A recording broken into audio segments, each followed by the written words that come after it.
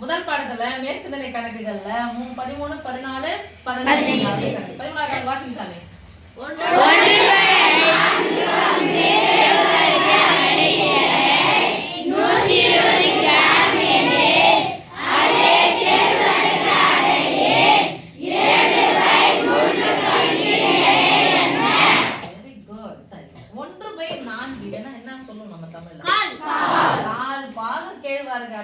இடம் வந்து 120 தான். அப்ப முழு பாகமும் எவ்வளவு எனக்கு தெரியல, அளவு தெரியல.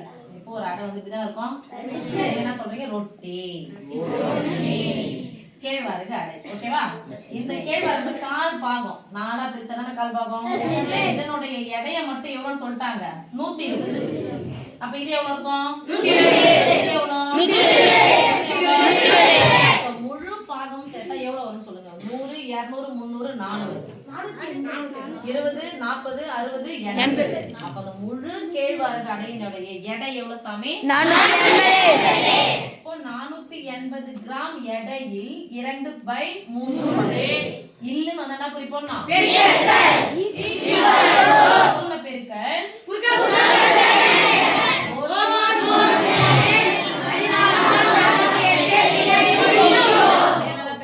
16 எவ்வளோ?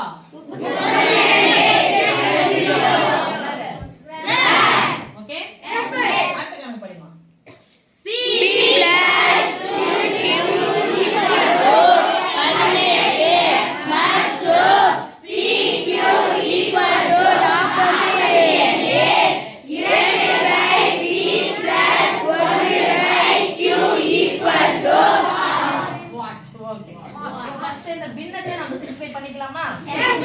நடுவுல பிளஸ் மைனஸ் வந்துனா பகுதிகளை பார்க்கணும். பகுதிகள் ஒரே மாதிரி இல்ல, ஒண்ணுக்கு ஒண்ணு சம்மந்தம் இருக்கா? அதுவும் இல்ல. எப்ப ஒரே மாதிரியும் இல்ல, ஒண்ணுக்கு ஒண்ணு சம்மந்தம் இல்ல. அப்ப ரெண்டுத்தையும் என்ன பண்ணிக்கணும்?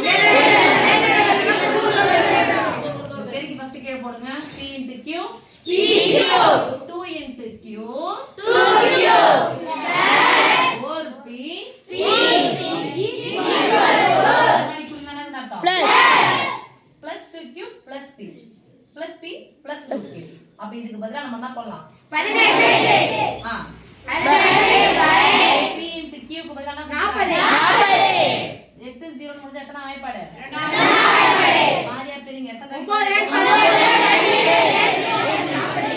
ஓகே, 15வது கணக்கு. 5 +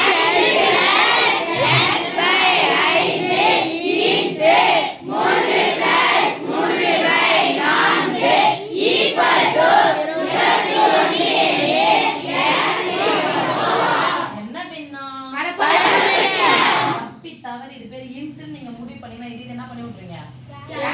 இது இன்ட் பிளஸ்ஸா பிளஸ் முழு எண்ணா தான் படிக்கும்போது அப்படியே சொல்லிட்டு முழு எண். Okay, yes miss. இந்த கலப்பு பின்னத்தை தகாபின்னமா மாத்தணும். இந்த கலப்பு பின்னத்தை தகாபின்னமா மாத்தணும். முன்னாடினா இது அர்த்தம் பிளஸ்ஸா? Yes miss. அது பிளஸ் மைனஸ் குறுக்க பெருக்கி கூட்டி பை கோடு 25 கூட x கூட்டினா என்ன கிடைக்கும் சொல்லுங்க? 25 பிளஸ் ஏன்னா அது என்ன உறுப்புகள் கிடையாது, 25 கூட x கூட்டினா 25x போறவங்களா இருக்காங்க. பெருக்குனா தான் 25 * x, ஆனா கூட்டினா 25 பிளஸ் x. ஏன்னா அது வேறுபட்ட உறுப்பு. 25 பிளஸ் x பை 5 * 4 இதுவும் ஒரு ரெண்டையும் கூட்டிக்க போறோம். இது மாறிலி நம்பர்னா மாறவே மாறாது. நீங்க அமெரிக்காவுல போயிட்டு 3 சொன்னாலும் இதான், ஜப்பான்ல போயிட்டு 3னாலும் இந்த கவுண்டிங் இப்படிதான் கேட்பாங்க.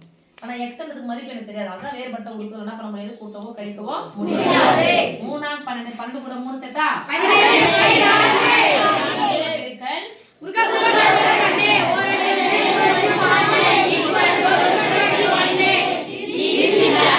25 பிளஸ் x ஆ?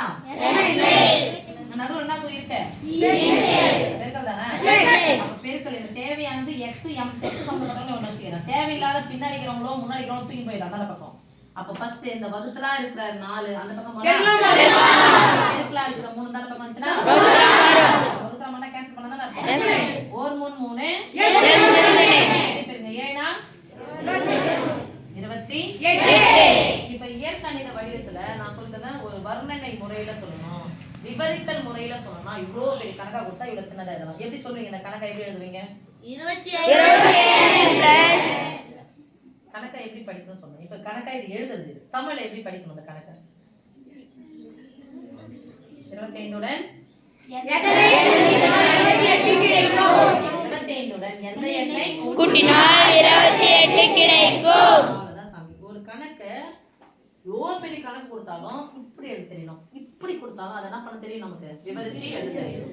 25 உடன் எதை சேர்த்தால் 28?